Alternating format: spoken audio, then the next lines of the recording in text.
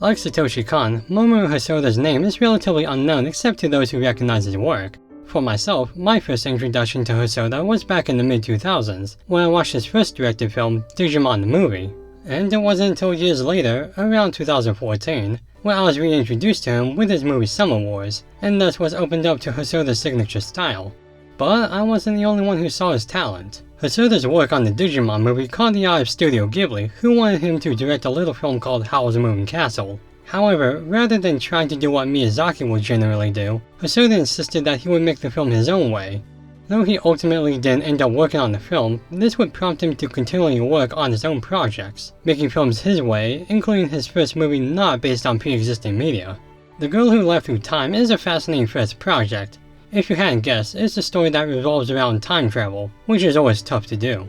But like with Takahata or Kon's works, the true nature of the film isn't necessarily in the story, but the character dynamics and the emotional range the direction takes, which fascinatingly detracts from the complexities of the fourth dimension semantics in a natural, almost down-to-earth atypical route.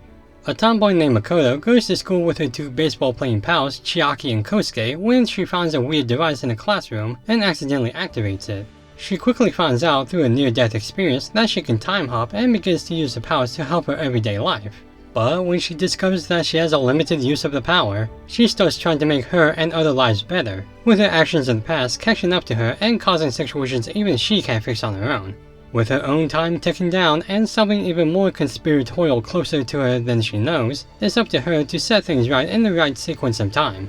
Hosoda's signature style of mixing a fantasy fiction idea or aspect into everyday modern life is one of the great techniques of anime movies. You see from the movie that a modern story with vast fictional elements can work, as the direction is more focused on the performance of Makoto rather than the gimmick, allowing for the audience to get into the story gentler as we understand the world and how it functions to a fantasy element, and gauge the interest in Makoto and her reactions to this new norm of hers. And I'll be completely frank, I am 100% biased toward Makoto as a character. If you really know me, you know I have a thing for short-haired tomboys and will love them automatically if they fit that description, no matter where they align. Extra points for tan skin. But I digress. Makoto, looking at her in a critical light, is still a powerful lead. She's a lively, on-the-spot thinking girl whose action and how she approaches her new powers are understandable and kind of endearing.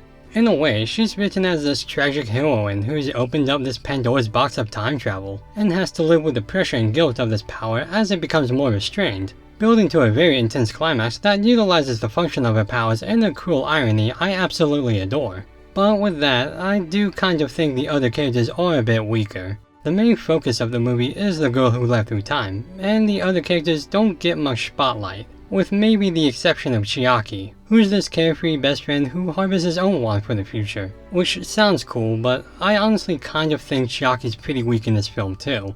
Not that he's awful, but rather he doesn't really get the necessary development from start to finish at the end of the climax. I just think they could have done more with him, but I guess he's fine, if not a bit underwhelming. I also do find the endings a bit weird. Aside from the whole time travel semantic of the finale, it's kind of odd that Makoto's explanation of Chiaki's situation is just accepted by the third friend. Like, it fits, but it is a bit bizarre too. But despite the major and minor flaws, The Girl Who Leapt Through Time is one of the best anime movies to come out of the 2000s, but not for the reasons one would infer. The story's good and the commentary is intriguing on where kids should be in the future by acknowledging their past. But the primary focus is Makoto and how her actions and powers enact consequences that she can control beyond her own limits. Makoto is a well-defined lead, and her performance to the story's circumstances lends to that realism in Japanese themes in youth, or at least I assume. Believe it or not, I am not a Japanese youth and never will be. Plus, she's a tomboy. What's not to like? It's not perfect, like I said. The other characters are iffy, and there are some weird things about the story some may not overlook, in and out of the time travel stuff.